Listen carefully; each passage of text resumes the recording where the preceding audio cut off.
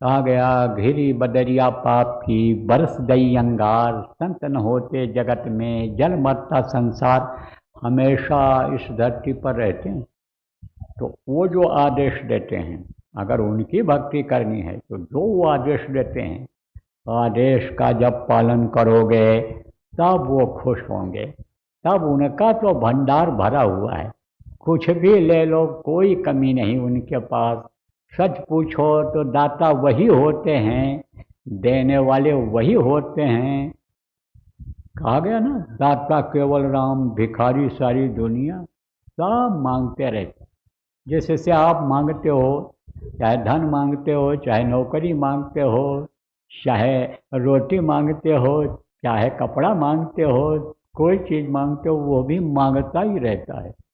और मांगता, मांगने से उसको मिलता है तब वो देता है। तो कहा गया धरणी जहाँ लो देखिए, तहाँ लो सब भिखार, और दाता केवल सतगुरु। देख न माने हार। सतगुरु जब खुश हो जाते हैं तो देने में हार नहीं मानते हैं। लेकिन इनका खुश करना है भारी, इनको खुश करना भी यानी थोड़ा भारी लगता है, कठिन काम लगता है। तो वो जो चीज़, जैसे बच्चियों किसी को बना के खिला दो खुश हो जाता है, उसके पसंद का कपड़ा दे दो तो खुश हो जाता है। आप समझो, वो रंग जो पसंद करे वो कपड़ा दे दो, छोटा बड़ा जैसा इस्तेमाल करता है उस तरह का दे दो तो खुश हो जाता है। और अगर आप ये सोच लो किसी को कि हम धोती दे दें, कपड़ा दे दें, चप्पल दे दें, जूता दे दें, हम दे दें उनको, और उसको अगर वो इस्तेमाल नहीं किया, उसके काम का नहीं है, तो आपका देना एक तरह से बेकार हो गया।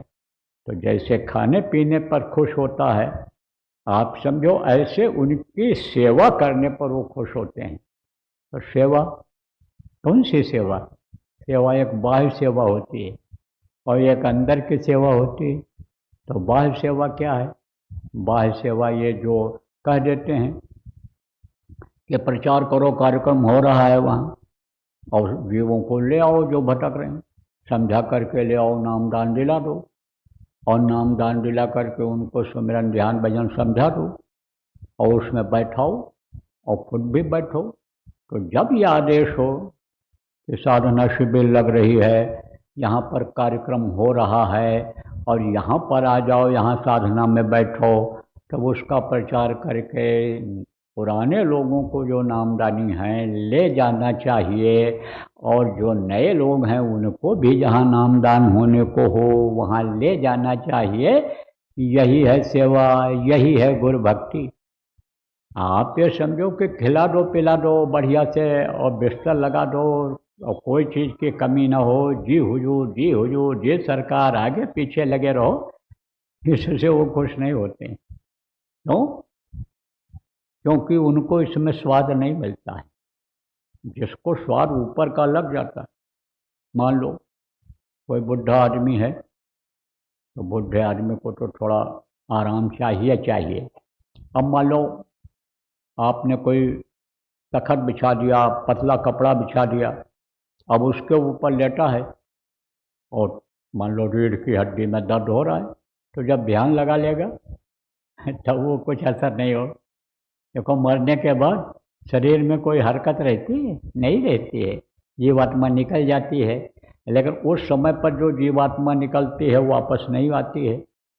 अगर ध्यान लगाया और अंदर की आँख खुल गई है, दिव्य दृष्टि खुल गई है, तो उसी के सहारे ऊपर चला जाएगा, तब उसको कोई ध्यान नहीं रहेगा। इसीलिए जो संत होते हैं उनको ये सब बाहर की सुख सुविधा से मतलब नहीं होता है।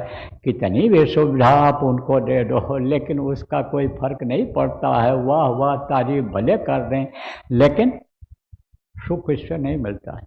सुख तो उनका जो काम है, जिस काम के लिए आए हैं, उस काम में हाथ बटाने से उनको सुख मिलता है। वो खुश होते हैं, सुखी जब हो जाते हैं, खुश होते हैं, तब दया करते हैं।